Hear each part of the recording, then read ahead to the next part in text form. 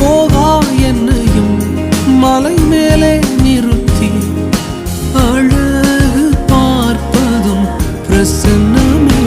உங்க பிரசன்னம்தான் எனக்கு முகவரி, உங்க பிரசன்னம்தான் எனது தகுதி, உங்க பிரசன்னம்தான் எனக்கு முகவரி.